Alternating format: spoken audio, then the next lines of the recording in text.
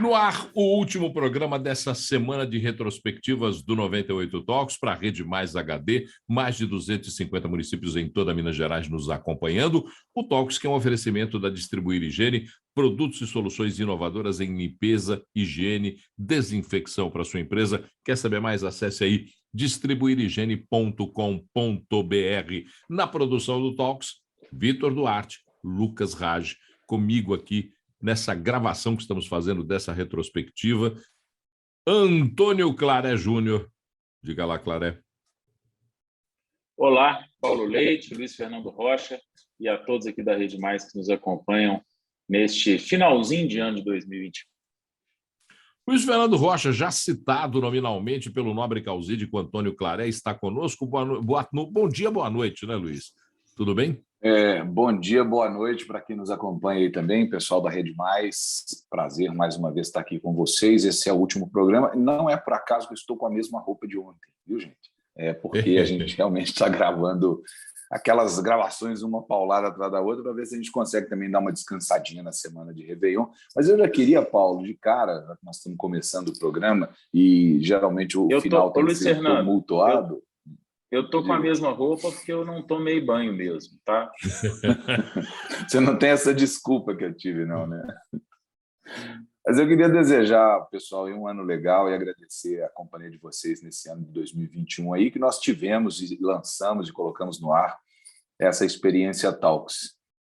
Obviamente, né, nem sempre é o melhor, a gente tenta fazer o melhor, nem sempre a gente consegue, mas o mais importante é que todo mundo que está sentado aqui falando com o pessoal que está de casa tem boa intenção, né? Tem intenção de fazer você pensar, fazer você que está em casa entender um pouco mais da cena política, da cena econômica, das coisas que acontecem, mas com boa intenção.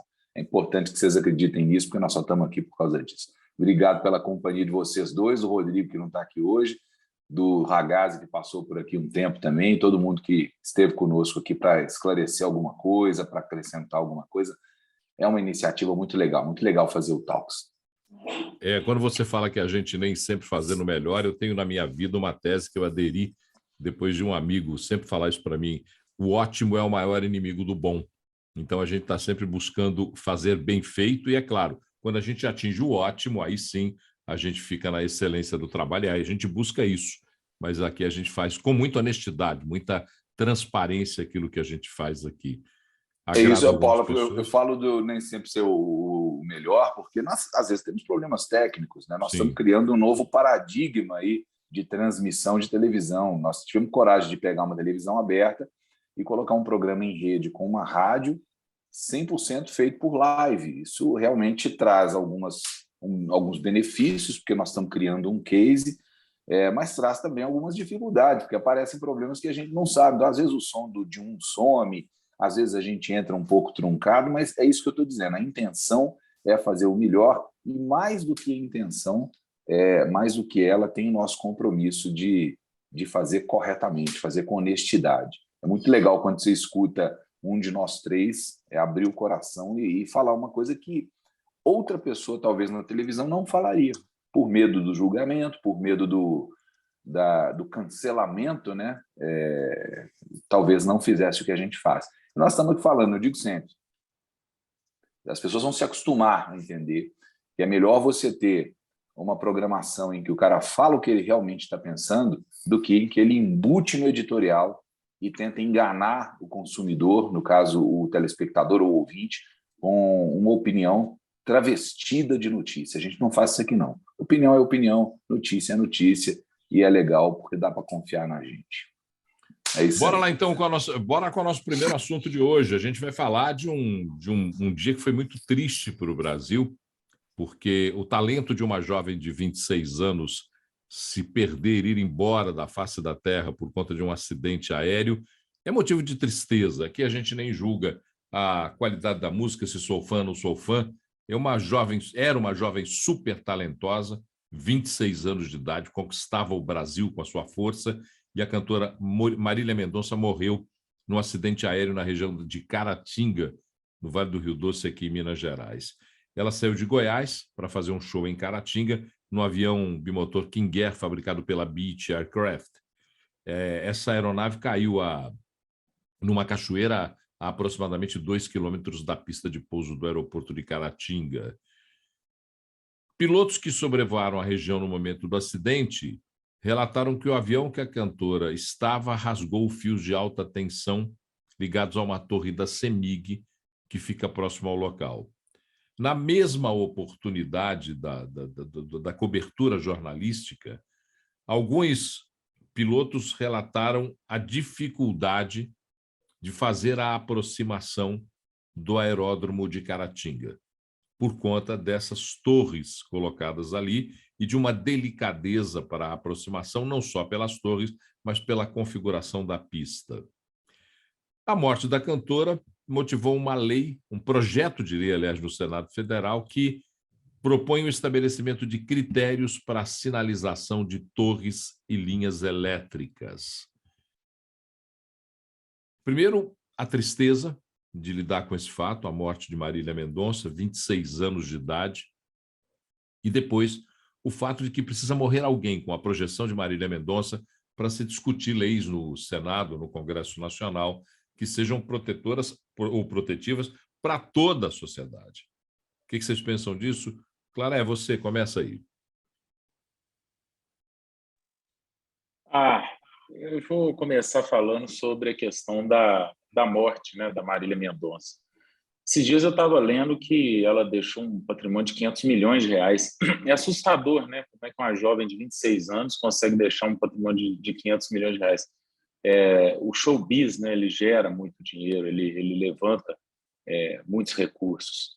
E aí a gente começa a pensar no tanto de gente que ela acabava alimentando, né? Tanto empregados diretos quanto indiretos, nos shows, né? A gente não só pela qualidade técnica dela, pela qualidade vocal, mas a gente também pensa nas perdas indiretas, também de famílias, né? Ainda mais nessa época pós-pandêmica. Com relação ao acidente em si, né, Paulo? A gente leu muita coisa, né, nos últimos tempos aí na época, né, nesse último trimestre, e depois o Luiz Fernando até falou sobre isso num dos nossos talks, mas iniciou-se uma investigação, algumas pessoas falaram que o piloto, né, estava numa altura diferente, aí alguém surgiu com uma história que estava, na verdade, a altura estava correta por conta do relevo, outro falou que é porque ela vendeu, até isso eu ouvi, que vendeu a aeronave dela, estava andando numa que alugava. Então, sempre que tiver uma grande tragédia, né, ainda mais de um ídolo, né, como era o caso da Marília Mendonça, vai surgir várias teses, né? Agora, infelizmente, a gente fica aqui conversando, debatendo, levantando possibilidades até que aconteça, que a gente consiga entender de fato o que aconteceu, o que me parece era uma questão do piloto, né, que estava numa altura diferente.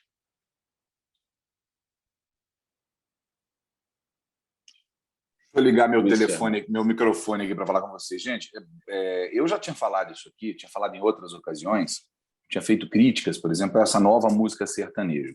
Ontem a gente estava conversando sobre isso, né, Paulo? Eu musicalmente, eu sou uma pessoa com muito pouca inteligência emocional. Eu tenho um gosto musical específico e eu fico nele. Eu vivo nessa bolha musical há muito tempo. Eu não tenho realmente muita paciência para acompanhar as novidades musicais, porque elas não me soam bem, é uma questão de gosto. Uma questão de gosto não me torna mais burro, né? Eu consigo entender o que essa onda representa para a turma mais jovem, e eu consigo entender por que eles gostam de alguns músicos especificamente.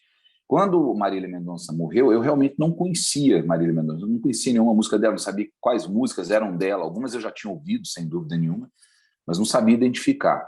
Não me orgulho disso, não acho que isso é um motivo para me orgulhar, para me achar intelectualmente melhor do que ninguém, é só uma contingência, uma questão realmente de gosto aliado à falta de oportunidade. Algumas coisas eu ouvi, mas o que eu achei mais legal foi o que eu escutei sobre a história dela, né? De uma menina que começou a compor muito cedo, que compunha as próprias músicas, que entregava músicas para cantores de sucesso, que faziam das músicas dela grandes sucessos. Então, também, só não me surpreende, Clara, esse volume de dinheiro que ela acumulou, de patrimônio que ela acumulou, por causa disso, porque eu sei que é uma menina que começou muito cedo, teve aí pouco mais de 10 anos de carreira, que entendeu que ela própria podia cantar as músicas dela já na metade dessa carreira e que conseguiu fazer isso de uma maneira muito bem feita.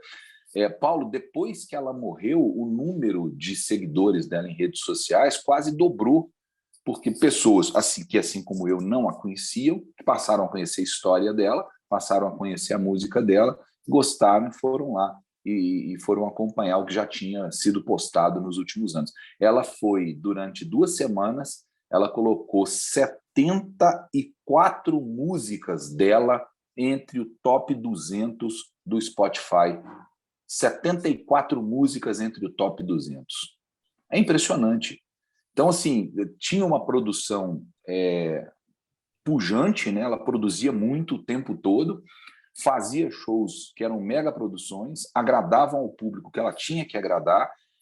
Então, o sucesso dela e a consequente repercussão da morte dela não foram uma coisa pequena, não foram uma coisa exagerada, como eu ouvi muita gente dizer. Eu acho que foram condizentes com o tamanho que ela assumiu na música popular brasileira recente.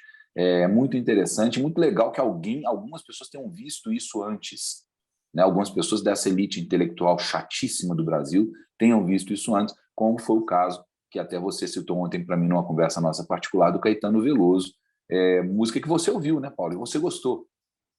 O disco novo do Caetano está um disco muito interessante, uma proposição muito interessante musical, meu gosto, né? E aí cada um tem o seu gosto, mas o disco do Caetano tem uma proposta interessantíssima, e o Caetano tem sempre uma sintonia com o que acontece na música popular brasileira. E numa das letras ele chama de Marília Maravilha Mendonça, referindo-se a ela pela qualidade vocal que ele atribuía a Marília Mendonça. Ela tinha uma legião de fãs, né? Legião de fãs que lotava shows. Eu tive a oportunidade da maneira mais indireta possível, ser convidado para o camarote de um show dela em Goiânia. E eu assisti esse show e fiquei maravilhado, primeiro com a qualidade vocal dela. Eu confesso, não é a música que eu mais escuto, mas com a qualidade vocal dela, que era uma coisa incrível. Ela estava ao lado da dupla Maiara e Maraísa, naquele show das Patroas, e primeiro a qualidade vocal da Marília, a presença dela em palco e a loucura que ela proporcionava aos fãs. Além de ter um cuidado técnico, Luiz, incrível, assim, cuidado técnico que eu vi em poucos shows internacionais no Brasil. Um cuidado técnico de equipamentos, de iluminação, de qualidade do som, que me deixou muito bem impressionado com a estrutura do show da Marília. O fato dela morrer muito jovem também impressiona muito, né? Porque deixa sempre aquela questão, puxa vida, né? 26 anos, o talento dela dos 500 milhões, como disse agora o Claré, poderia ser um talento de bilhões, né? Ela poderia ser bilionária em pouco tempo, porque aos 26 ela estava apenas começando a produzir o que ela fazia. E isso é uma coisa muito interessante. A gente vê, primeiro, a possibilidade do business colocar uma menina como essa em absoluta sintonia com fãs e a diversidade musical que o Brasil tem. Infelizmente, a aviação comercial brasileira tem alguns questionamentos feitos a ela com relação à segurança, a gente já sabe disso. Vira e mexe, a gente vê aeronaves que são seguras e que acabam se envolvendo em acidentes, que a gente fica sempre esperando que o CENIPA, né? Que o CENIPA dê aí a sua voz final para compreendermos o que é. No caso de Caratinga, inclusive, a possibilidade de mudar a tal da linha de transmissão da CEMIG de lugar para não voltar a repetir-se uma questão como essa.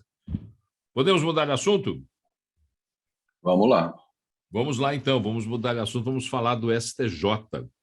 O STJ que entristeceu os mineiros nesse segundo semestre, porque o STJ suspendeu o recebimento da denúncia do crime ambiental de Brumadinho, da Vale do Rio Doce, em âmbito estadual, encaminhado pela segunda vara criminal do município de Brumadinho em fevereiro de 2020, por unanimidade, deslocou a competência do caso para Brasília, para a Justiça Federal. Até então, o caso seria julgado pela Justiça Estadual em Minas Gerais. Claré já falou um pouco sobre isso, respeito ao rito, nada que é irregular, e eu questiono muito, inclusive, esse respeito cego ao rito. Claré, passado esse tempo, continua a mesma opinião a sua? A minha opinião, na verdade, eu fiquei bastante em cima do muro, né? O que eu disse é que existe a possibilidade de ir para a Justiça Federal, Justiça Estadual. Se a gente avaliar o interesse das vítimas, é óbvio que a Justiça Estadual é melhor, porque a vara ali, né, de Brumadinho, tem aquela questão de estar mais envolvido com a situação, a Justiça Federal está distante.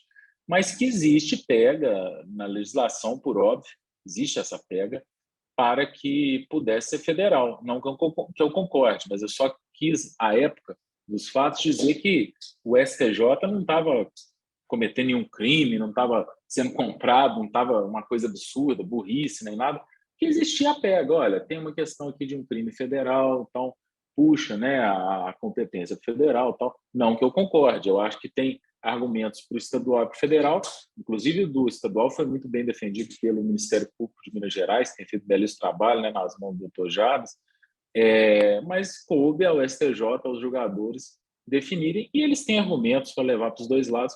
Infelizmente, foi para o federal. Infelizmente, porque vai ser um juiz mais distante dos fatos, acho que para as vítimas era melhor que fosse estadual. Sem dúvida nenhuma, viu? Porque principalmente o pedido para que o processo fosse tornado federal, né? O pedido para que o processo fosse federalizado partiu da defesa de Fábio Schvartzman, que era o presidente da Vale, da defesa de ex-diretores e de executivos da Tuvisud. Então, foi um pedido da defesa dos réus, justamente porque eles entendem, assim como você, Claré, que é melhor para eles. Se é melhor para eles, é pior para as 270 vítimas. Eles tinham sido denunciados à Justiça de Minas por homicídio de 270 pessoas, por crimes ambientais, crimes contra a fauna, contra a flora, crimes hídricos na região, enfim, por uma série de crimes. Já estava mais próximo do julgamento. Lembrando que nós já passamos 1000 dias, mais de 1000 dias, né, Paulo, da tragédia, desse crime ambiental e crime mesmo contra a vida. E se for rolar, como vai rolar 100% pela Justiça Federal, a gente pode esperar aí mais 2 ou 3 anos, no mínimo, para que alguma coisa seja declarada, né? Não que essas pessoas serão punidas, mas que alguma coisa seja declarada. Acho que não resta dúvida nenhuma que foi um crime cometido pela Vale em conjunto ou com o aval da Tuvisud, e o que a gente espera agora é só a concretização dessa culpabilidade para que se dê pelo menos algum alento às pessoas que foram vítimas desse crime. O dinheiro já está sendo pago, vai ser compensado. O que tem que se buscar agora é a justiça. Tomara que aconteça, né, Paulo? Eu tenho envolvimento com Brumadinho, que até com Mariana e Brumadinho. Com Brumadinho, eu, Carol e Ricardo, da 98, chegamos por volta de 1h, 1h15 da tarde. O rompimento da barragem aconteceu meio-dia e pouco. Meio-dia e 15, salvo engano.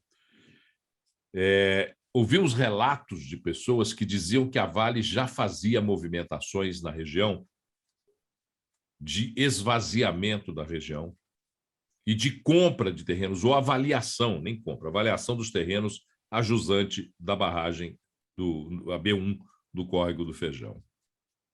Foram relatos que nos foram dados assim espontaneamente pelas pessoas com que conversamos. Eu passei uma tarde inteira, a tarde daquele dia, daquele fatídico janeiro, e ouvi uma série de depoimentos de que o sítio da minha cunhada tinha sido vistoriado por empregados da Vale que avaliaram, entanto, a Vale sabia que ia acontecer. A Vale contou com a sorte. A Vale não contou que o rompimento da barragem aconteceria naquele momento. A Vale, inclusive, tinha um projeto da construção de um muro de contenção abaixo de onde estava o refeitório e os escritórios da barragem do Córrego do Feijão. Esse projeto foi revelado. Lucas Ragazzi e Murilo Rocha têm um livro, A Engenharia de um Crime. Leiam, por favor. Leiam o livro, por favor.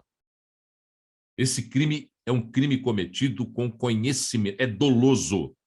é com o conhecimento daqueles que administravam a Vale, dos técnicos da Tuvisud e, olha, com uma blindagem de olhares do Departamento Nacional de Produção Mineral, DNPM, que agora chama Agência Nacional de Mineração. Esse crime envolve diretamente o senhor Fábio Schwartzman, presidente da Vale, diretores de mineração, diretores de geologia, o corpo técnico da Tuvisud, uma empresa alemã, que certificou a rigidez da barragem quando não podia ter sido feito. A Vale manteve um refeitório e um escritório ajusante da barragem de contenção. Gente, isso tudo é uma engenharia de um crime, perverso crime.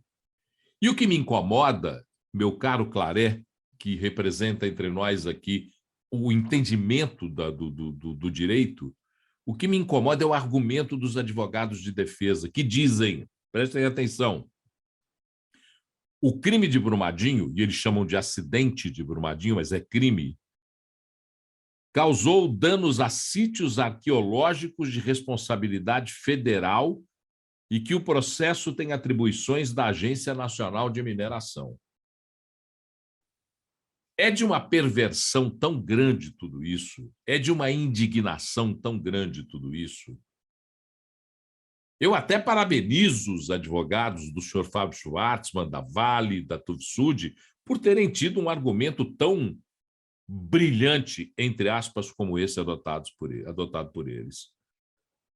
Porque é vergonhoso saber que esses senhores seriam julgados pela justiça aqui, com a sensibilidade do que aconteceu aqui, e não enviado para a Justiça Federal, como foi feito com a Mariana, como foi feito com a barragem do Fundão.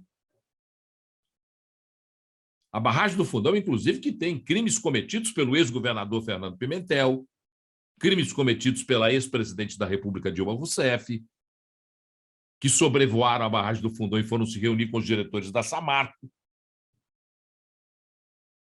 Então, tudo isso tem que ser esclarecido. Agora, você pega e joga esse processo para Brasília. Para quê? Para diminuir o apelo popular?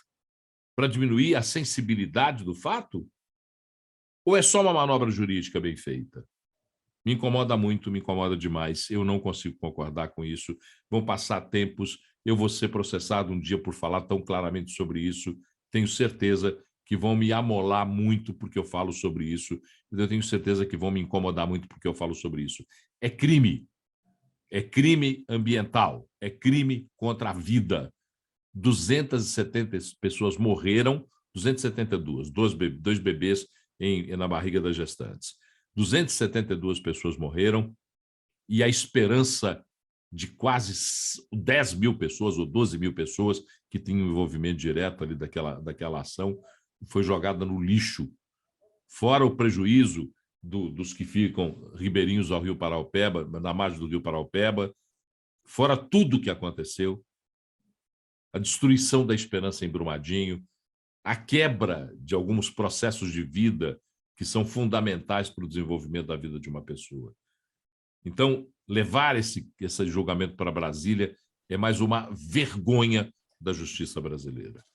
Se vocês tiverem mais alguma coisa para falar e acrescentar. Claré usou uma expressão que assim, eu interpretei como firula jurídica, né? Falou que é legal isso que foi feito, não é ilegal. Só que é uma firula jurídica. E foi usado também no Rio Grande do Sul para tirar o foro do julgamento do incêndio da Boate Kiss de Santa Maria e passar para Porto Alegre, né? Numa outra instância, numa outra proporção, mas foi o mesmo tipo de firula jurídica, para você tirar de perto o julgamento de perto de onde o crime aconteceu. Provavelmente por causa disso que você falou, Paulo, para se diminuir o apelo popular em torno do julgamento, para diminuir a possibilidade de ter uma aglomeração de gente do lado de fora, mostrando foto de quem morreu, e isso sensibilizar quem vai julgar. É uma firula que é legal, mas é imoral. Claré, você estava aí quieto, observando só o que nós falávamos aqui, mais alguma coisa a acrescentar? Não, eu acho, eu acredito, eu tenho certeza que o advogado ele tem que fazer o trabalho dele, né? Ele é pago para isso. Ele, obviamente, existe uma coisa chamada litigância de má-fé, mas isso não é litigância de má-fé, isso são argumentos que podem ser usados. Você pode achar que moralmente não são positivos, assim como a gente discutiu aqui na questão da Boate Kiss, quando fizeram uma leitura de uma suposta mensagem de espíritos, enfim. Mas são armas e argumentos que o advogado está ali meramente fazendo o trabalho dele, desenvolvendo o trabalho dele, tem a mão para usar, né? Obviamente não é uma litigância de má-fé, pode ser algo que você pode dizer, gente, isso é fraquíssimo essa prova, tudo, ou esse argumento. Mas é um argumento e nós vivemos num Estado democrático de direito, onde existe o princípio da ampla defesa e o princípio do contraditório. Quem vai decidir se aquilo é ridículo, absurdo, é o juiz. E se ele chegar ao ponto de entender que aquilo, inclusive, fere o processo, através de uma litigância de má-fé, uma informação mentirosa, por exemplo, ele pode condenar, né, essa parte em litigância de má-fé. A questão do Brumadinho, eu só queria deixar claro que eu sempre falo, é um crime, podia ser estatal, podia ser privado, tínhamos criminosos por ali, e esses criminosos ceifaram várias vidas, várias famílias, destruíram também parte do meio ambiente. A gente não pode confundir empresa com pessoa, né? Não é porque tinham criminosos lá que a gente tem que demonizar a Vale. Muito pelo contrário, a gente tem que cobrar da Vale para que essa, não vou dizer essa política, mas esse sentimento que existia ali naquela linha dos criminosos, né, de que tem que ter o bônus, tem que ter a meta, que exista um controle sobre isso, né, para que não se repita em hipótese nenhuma. Agora, o meu problema maior é a impunidade no Brasil, né? Vamos acompanhar o que vai acontecer com esses criminosos aí. Clara, você fala muito sobre liberalismo e você tem um conhecimento do liberalismo amplo. Você é um estudioso, um defensor e um estudioso do liberalismo. O liberalismo econômico preza muito pelo direito à propriedade, pelo desenvolvimento da empresa e da iniciativa privada. E isso faz parte do que pensa o liberal. Mas nesse caso, por exemplo, da Vale, que foi buscar só números para poder satisfazer acionistas daqui e de fora. A Vale negocia suas ações fora do Brasil. Nesse caso, não seria inclusive um crime econômico cometido pela Vale? Pegar números falsos e jogá-los na mesa para convencer acionistas de que tinham um bom desempenho na administração do negócio? Sem sombra de dúvidas, é crime. Agora, pegando do ponto de vista liberal, né, e a gente vai para John Locke, o liberalismo sempre tem como defesas inegociáveis a vida, a liberdade e a propriedade. Então, você vê que eles atacaram diretamente a vida, né, nesse caso. Então, não vivemos num país liberal, porque há impunidade. Alguém que atentou contra vidas, centenas de vidas, talvez saia impune, ou pegue ele 1 ano, 6 meses, ou pague alguma coisa, vamos acompanhar. E com relação à propriedade, né, a gente vai abordar vida e propriedade, veja que a questão do meio ambiente, o meio ambiente não tem proprietário. O meio ambiente ele é coisa pública, vamos dizer assim. E por não ter proprietário, talvez a empresa, os criminosos não tenham se preocupado tanto. Isso é coisa pública. Se tivesse um dono, né, pegando a base do liberalismo, esse dono poderia exigir diretamente, sem maiores travas do direito público, sobre esses criminosos. Então, sem sombra de dúvida, num país mais liberal, seria muito difícil de um negócio desse acontecer. Primeiro, porque não teria impunidade. Segundo, que existiria um dono dessas riquezas ambientais cobrando, tomando todas as medidas contra esses criminosos. Então, infelizmente, a questão é que as críticas que vêm muitas vezes, muita gente fala, Vale é privado, isso aconteceu porque é privado e tal. Elas vêm porque elas esquecem que a gente vive num país, não vou falar que o Brasil é socialista, mas que tem uma Constituição socialista. O Brasil não é socialista, mas tem uma Constituição socialista. Então, a gente não pode fazer uma comparação de uma situação, né, como essa da questão do capitalismo, dentro de um país onde é difícil você desenvolver o capitalismo. O Paulo, só uma coisa interessante. O Claré levantou para mim o essencial em toda essa história, que é não é eu ia falar sensação, não, que é a certeza de impunidade em crimes dessa natureza, crimes que atentam contra a vida. Mesmo que haja condenações, e houve condenações em alguns momentos da história, né? De regra, crimes como esse crime de Brumadinho, eles geralmente são tratados dentro do âmbito de um julgamento comum, que eu acho que não devia ser. Isso tem que ser, a gente tem que ter a possibilidade de julgar crimes como esses de uma forma incomum, que eles são incomuns. Mas nós citamos aqui, poucos meses atrás, a história da tragédia da Gameleira, de um galpão do centro de convenções que estava sendo construído lá com material de segunda qualidade, feito de forma não recomendável pela própria engenharia. Os próprios funcionários diziam que lá existia um risco. Efetivamente, a estrutura desabou e matou dezenas de pessoas. Nós citamos a questão da Boate Kiss, vamos citar novamente, citamos a questão do Canecão Mineiro, que um incêndio também por irresponsabilidade e imperícia dos donos.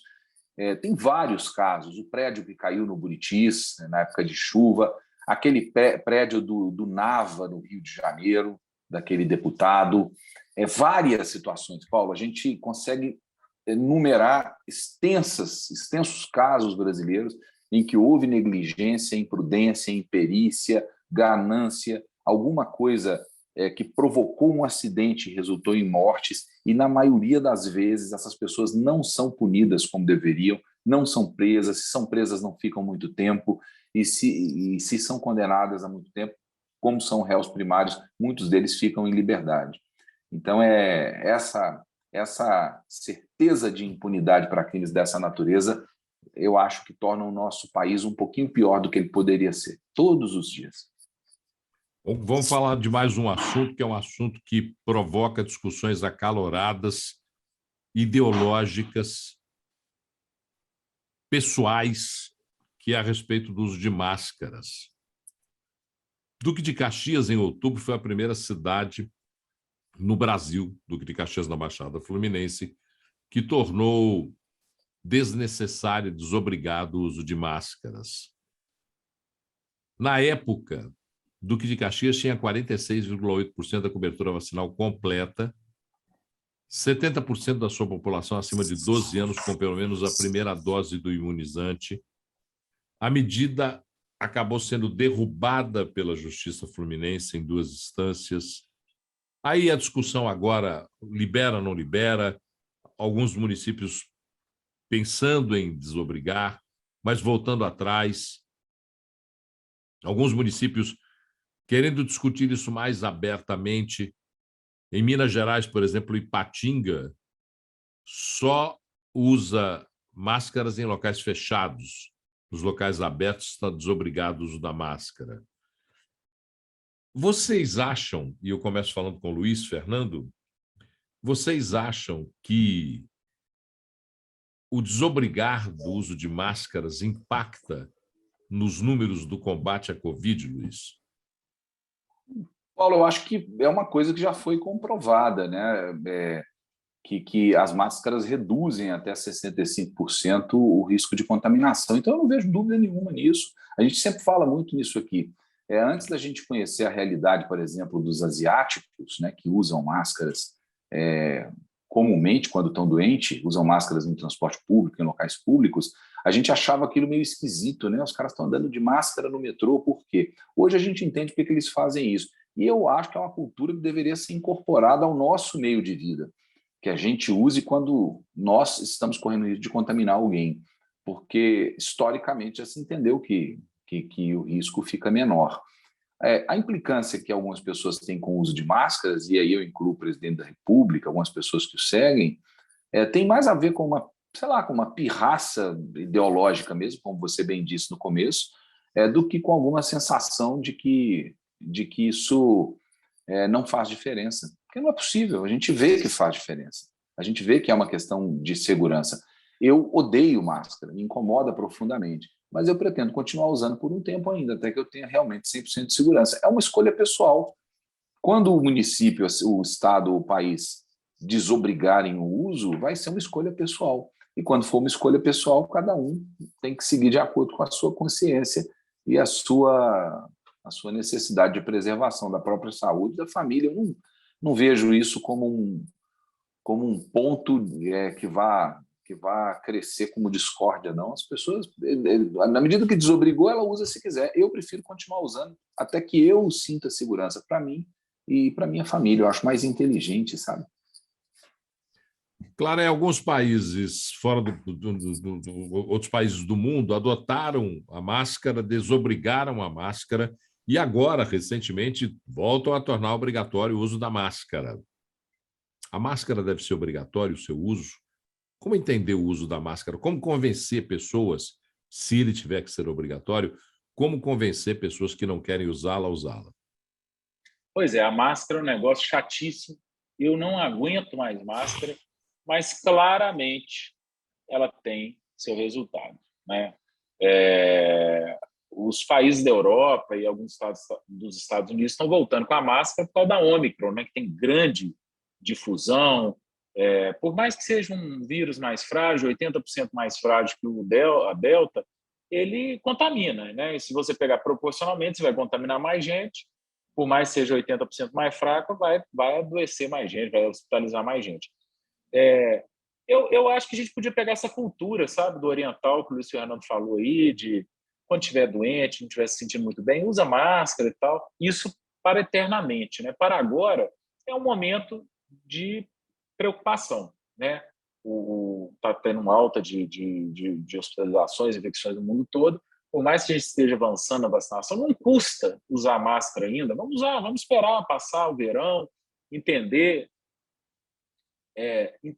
o que vai acontecer de fato daqui para frente. Vamos usar máscara, vamos ficar tranquilo. Ela é um obstáculo, ela não vai te salvar, não, mas ela é um obstáculo tanto para você dissipar quanto para você se proteger, por mais que estejamos vacinados. Agora, convencer as pessoas é falar dos resultados, né? Existe sim uma ideologia, e é uma ideologia importante, a questão da liberdade, de você não andar com focinheira, de você não andar como querem que você ande, mas é uma questão de conscientização.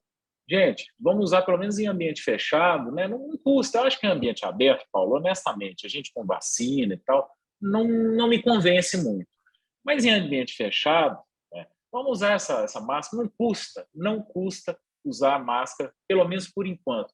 Eu sou um cara que eu sou positivo e otimista em relação ao fim dessa pandemia, ainda mais com o tanto de vacina que a gente tem, né? O Brasil é o país com mais doses, mais pessoas com terceira dose, e eu estou bastante positivo. Mas como está aumentando, a gente está vendo Holanda fechando, não custa, vamos segurar um pouquinho mais, né? Eu acho que não vai tirar pedaço de ninguém. Eu, particularmente, não me sinto seguro em ambientes fechados, eu não me sinto seguro de estar sem a máscara. Os ambientes abertos, claro, eu de vez em quando dou uma negligenciada, confesso que sim. Mas logo depois começo a usar porque vejo as pessoas usando. Mas nos ambientes fechados eu não me sinto seguro, não. Uso mesmo, uso a máscara sem nenhuma restrição, porque entendo que ela protege. Primeiro, me protege do que está no externo e protege aos outros se porventura for eu o objeto do contágio.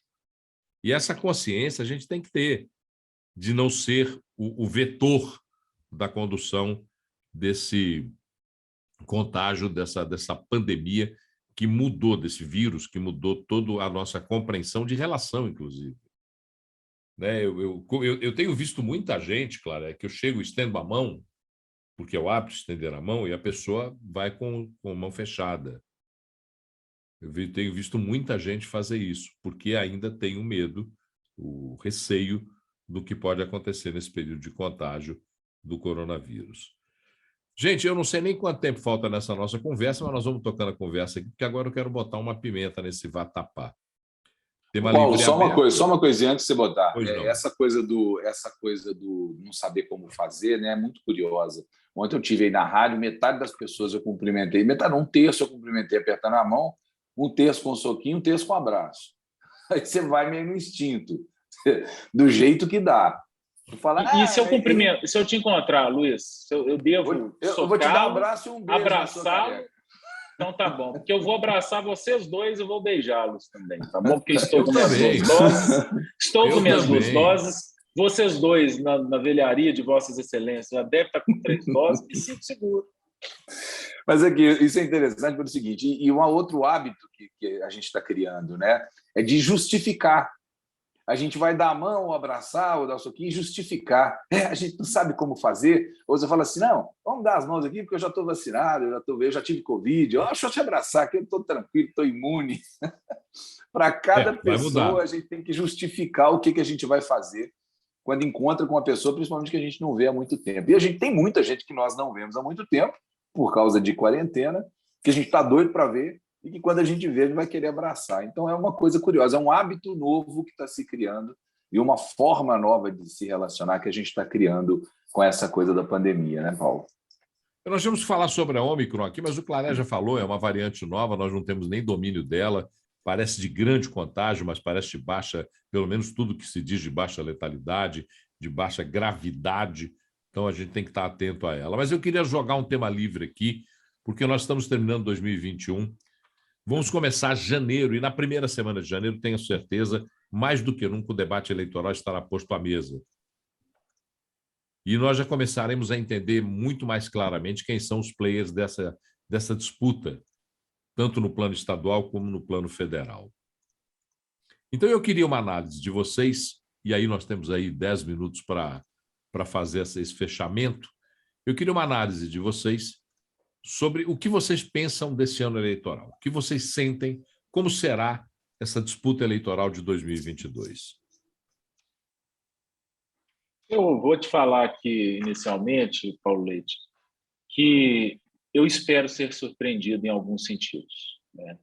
Num termo estadual, acho que não teremos surpresas, porque o governador Romeu Zema se elegeu com o discurso de renovação e de responsabilidade fiscal, austeridade fiscal, e ele vem cumprindo, dentro das suas possibilidades, obviamente, quando falo possibilidades é Assembleia Legislativa, mas ele vem cumprindo, né? Coloca o salário em dia dos servidores, os repasses para os municípios, consegue até reduzir imposto, acreditem, se quiser, né? Estou falando aqui do ICMS sobre o diesel, por exemplo, IPVA sobre o IPVA agora, né, que aumentaria 30%, e ele propôs para 10%, ainda tem aquele outro da Assembleia, enfim. Então, ele... E ainda tem um acordo da Vale, né, que vai gerar aí dezenas de bilhões de dólares de reais para a estrutura de Minas Gerais. Então, acho que deve ir com o pé nas costas, é só continuar a velocidade de cruzeiro, como dizem, né, que deve ser reeleito em primeiro turno. Não vejo qualquer risco nesse sentido.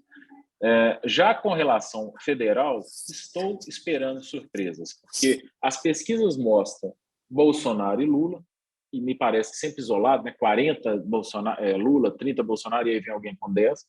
Mas eu acredito piamente que esses terceira via vão se unir em algum momento.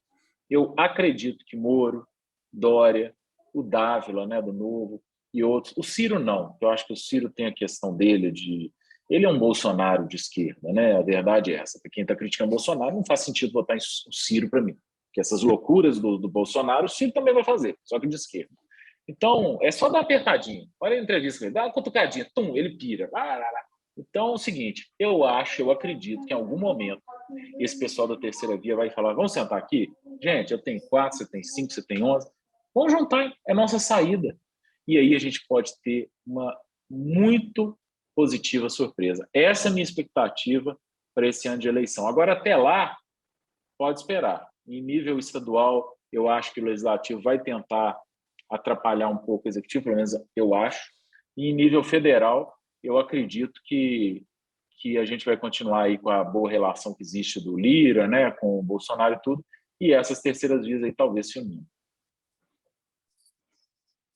Estou raciocinando aqui, refletindo em cima do que o Claré acabou de nos dizer agora, e eu tenho que dizer para vocês, eu não tenho essa esperança toda, não. Acho legal, eu quero ter, sabe?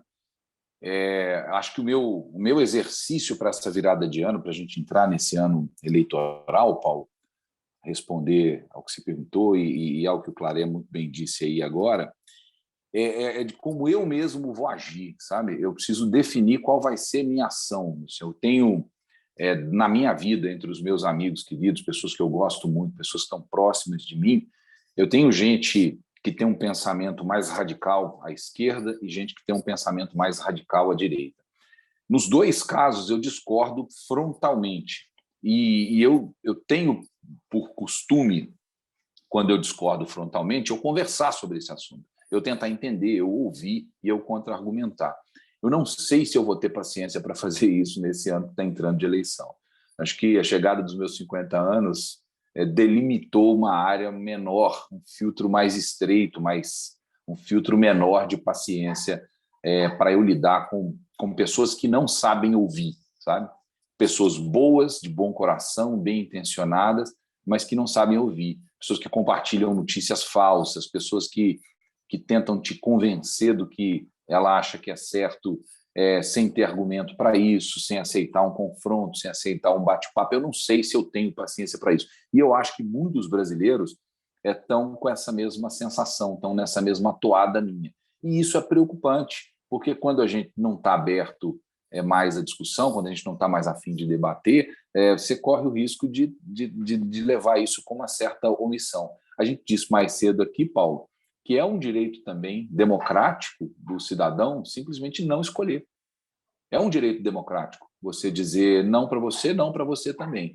E seria melhor para todo mundo se isso que o Claré desenhou, esse cenário que o Claré desenhou, realmente acontecesse. O que eu não sei é se existe interesse de alguém envolvido nesse processo, seja de legislativo ou de executivo, em fazer essa costura, em fazer esse entendimento nacional, em ter esse tratamento inteligente do processo eleitoral. Eu acho que eles não têm esse interesse. E, principalmente, se existe interesse do povo em acompanhar, que é onde eu acho que mais preocupa. Acho que quem é fechado com Bolsonaro vai continuar fechado com Bolsonaro, quem é fechado com Lula vai continuar fechado com Lula.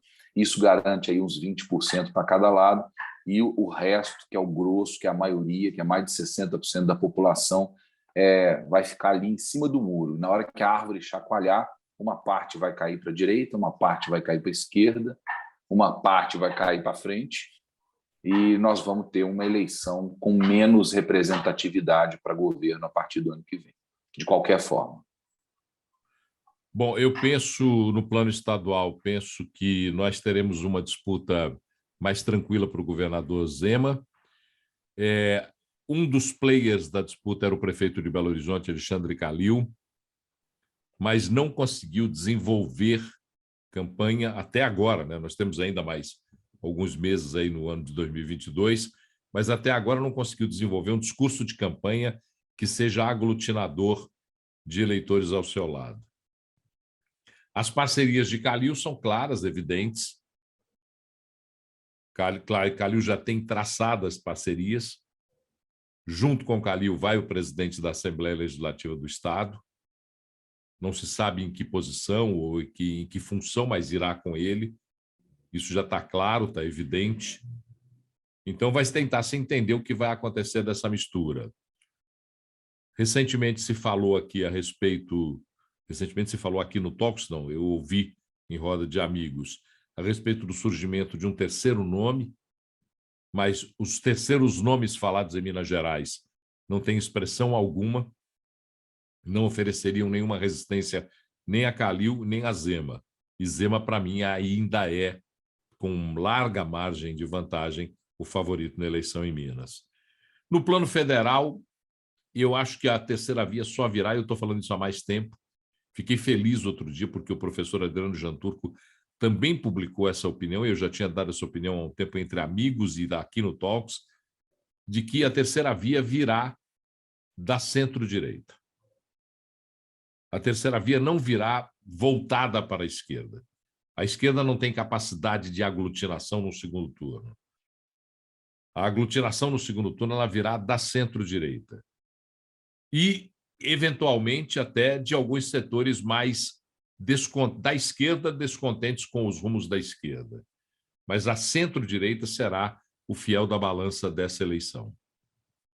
Não se tem o nome ainda da centro-direita que possa aglutinar essas pessoas. O juiz Sérgio Moro, por exemplo, que veio incensado por uma vasta publicidade, visualização na mídia, visibilidade na mídia, não conseguiu, depois daquele primeiro impacto, ele não conseguiu emocionar as pessoas para continuar subindo depois daquele primeiro impacto que teve. Os outros nomes, Dória, não acredito que tenha penetração nacional, e acho que o Claré falou dessa aglutinação de nomes em torno de um candidato para a terceira via, muito difícil acontecer agora. Pode ser que, com desidratação dos dois lados, que hoje são os principais players dessa disputa, Bolsonaro e Lula, com a desidratação desses nomes, alguns desses outros nomes de terceira via se fortaleçam e a terceira via abandonada se junte para conseguir uma oposição de segundo turno. Eu tenho a impressão, e é uma impressão minha de observação das eleições, de que não é tão segura a ida de Lula e Bolsonaro para o segundo turno. Essa segurança que está se passando, ela inexiste. Eu não vou aqui dizer quem é que irá para o segundo turno com alguém, mas eu acho que essa segurança de que o segundo turno será disputado entre Lula e Bolsonaro não existe para mim. Não tenho essa convicção. E acho que o surgimento da terceira via só pode acontecer se ele vier pela centro-direita.